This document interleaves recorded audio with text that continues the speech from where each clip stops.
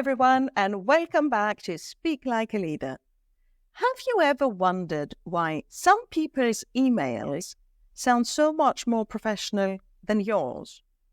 Well, today I will share one great business practice that will take your emails to the next level.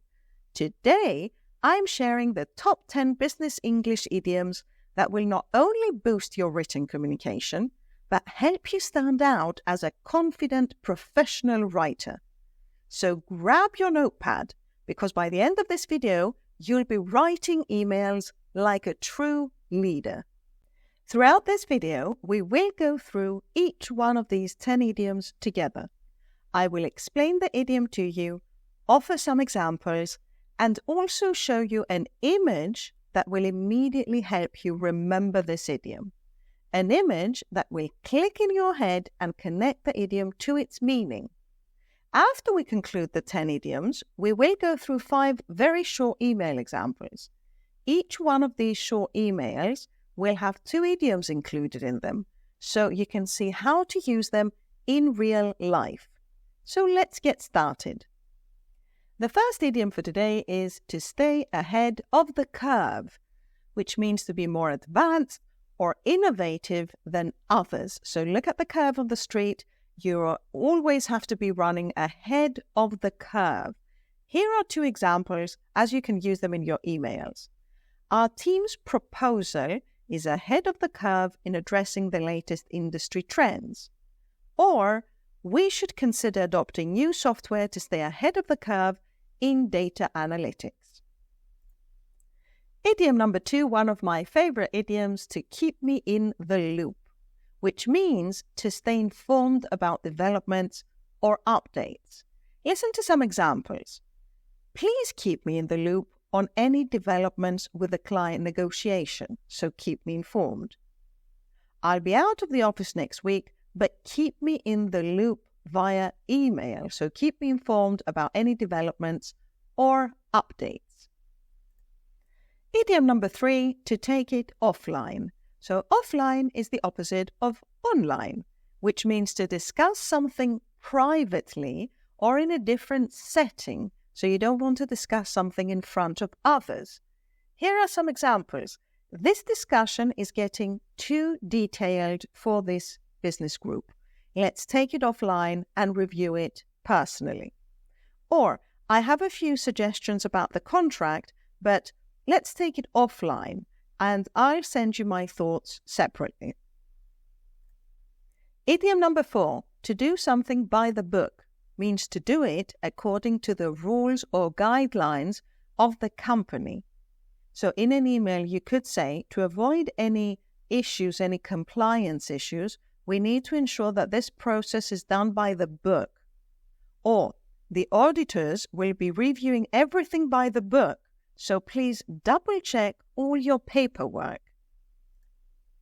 Idiom number 5, in a nutshell. And we see a nutshell here and what's inside it. So when we want to summarize something concisely, we say, let's put it in a nutshell. Here are some examples. In a nutshell, so in summary, we're seeing positive results from the new campaign.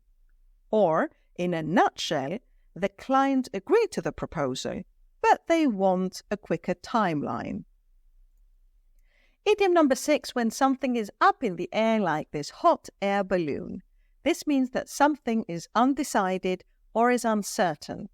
For example, the budget for the next quarter is still up in the air because our manager hasn't concluded on it. Or, the final decision on the partnership remains up in the air until we receive further information.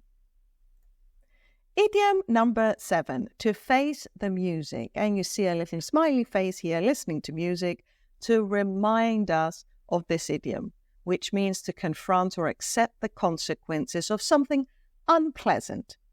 You could write in your emails, unfortunately, we have to face the music and inform the client that the delivery will be delayed. Or, it's time to face the music and address the issues that have been affecting our project deadlines. Idiom number 8, to kick things off. And we see this karate kick here, which means to finally begin a task, a meeting, or a project. Let's kick things off by setting up a kick-off meeting. You can also use it as a noun, a kick-off meeting for the new project next week. Or let's kick things off by drafting a preliminary agenda for our strategy session. Idiom number 9, to stay ahead of the pack. Let me remind you that a pack is a group of people and you need to always stay ahead of them, which means to outperform or to remain more competitive than others. For example, we need to stay ahead of the pack by consistently improving our products. Or by adopting new technologies, we ensure that we stay ahead of the pack in the market. Last but not least, idiom number 10, on the radar. So when something is being monitored or considered for future action, something is on my radar. The potential acquisition is still on our radar for next quarter, but nothing is confirmed yet. Or let's keep these suggestions on the radar for our next meeting in case we need them. Now let's put these idioms into practice. Let me remind you, we are going to see 5 short emails, and in each email, we're going to be using 2 of the idioms that we just went through.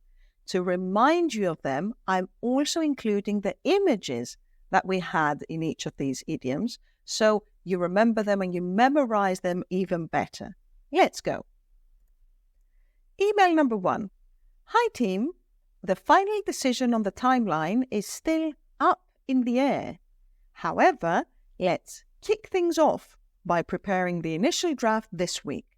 We can adjust the schedule once we have more clarity. Email number 2. Hi Sarah, please keep me in the loop on any changes from the client. We need to stay ahead of the pack by proactively addressing their needs and ensuring we meet their expectations. Email number 3. Hi all, this conversation is getting detailed. Let's take it offline and review the specifics later. In a nutshell, the new strategy seems solid, but we do need to confirm a few key points before moving forward. Email number 4. Hi team, the auditors will be reviewing everything by the book.